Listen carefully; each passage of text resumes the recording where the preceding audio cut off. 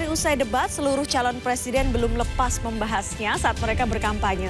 Anies mengomentari soal data tanah Prabowo. Ya, sementara Prabowo mengomentari soal alutsista bekas dan Ganjar Pranowo berkomentar soal pemimpin harus menjaga emosi. Nah, seperti apa komentar para capres? Kita simak liputannya berikut ini.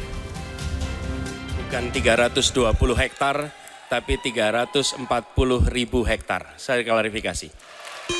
Jadi tidak hanya omon-omon. 4 hari sejak debat ketiga calon presiden pada Minggu 7 Januari lalu, para calon presiden masih mengomentari isi debat pada Kamis. Komentarnya pun saling kritik satu sama lain. Calon Presiden nomor urut 1 Anies Baswedan saat berkampanye di kota Samarinda, Kalimantan Timur pada Kamis pagi menanggapi soal dirinya dilaporkan ke polisi terkait pernyataannya dalam debat soal kepemilikan lahan Prabowo Subianto. Anies menyebut seharusnya persoalan pernyataan dalam debat diselesaikan juga dalam forum debat, bukan di Bawaslu. Terlebih Anies menegaskan, data kepemilikan lahan Prabowo merujuk pada data yang dimiliki oleh Presiden Joko Widodo. Ya memang saya menggunakan data yang disampaikan oleh Pak Presiden Jokowi. Dan data itu ada rujukannya. Jadi kalau memang dianggap bermasalah ya kita lihat rujukannya gimana gitu.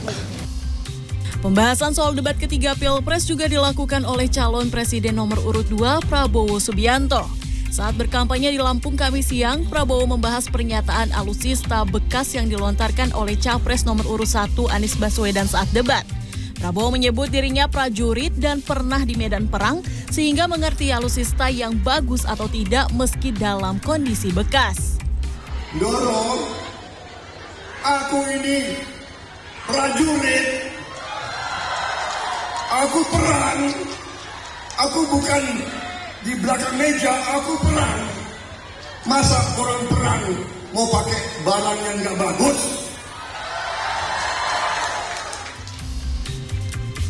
Tidak hanya Capres nomor urut 1 dan 2, calon presiden nomor urut 3 Ganjar Pranowo juga membahas soal isi debat ketiga. Saat melakukan safari politik di Tegal, Jawa Tengah pada Kamis pagi, Ganjar menyebut seorang capres semestinya menunjukkan hal yang edukatif saat berdebat, bukan menunjukkan emosinya. Tanggapan Ganjar soal emosi pemimpin ini sejalan dengan pernyataan politikus Yusuf Kala pada Rabu sebelumnya yang meminta publik memikirkan kondisi jika sebuah negara dipimpin oleh pemimpin yang emosional. Iya, pasti emosinya mesti dijaga. Karena kalau pertunjukannya adalah kemarahan, emosi, pasti ada beberapa yang tidak suka. Maka kita mesti bisa menampilkan hal-hal yang lebih edukatif. Sebenarnya ada orang yang mengatakan tidak edukatif gitu. Tapi menurut saya itu edukasi paling baik. Debat ketiga calon presiden pada Minggu 7 Januari lalu memang berlangsung panas, setiap capres saling melontarkan kritik. Debat Pilpres 2024 masih akan digelar 2 kali lagi oleh KPU. Debat keempat akan digelar pada Minggu 21 Januari 2024 khusus untuk calon wakil presiden dan debat kelima pada 4 Februari 2024 khusus untuk calon presiden. Sementara pencoblosan atau pemilu serentak akan dilakukan pada Rabu 14 Februari 2024. Tim Liputan CNN Indonesia.